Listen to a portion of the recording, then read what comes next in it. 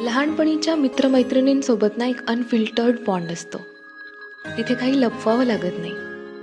कारण ज्यांच्यासोबत आपण अबकडचे धडे गिरवले त्यांच्यासोबत आयुष्याचे धडे गिरवताना मजा येतेच.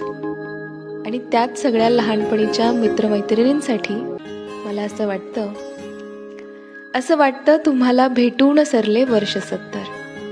असं वाटतं तुम्हाला भेटून सरले वर्ष 70. आणि आजही आपण लावून फिरतोय मैत्रीच्या आठवणीचे अत्तर.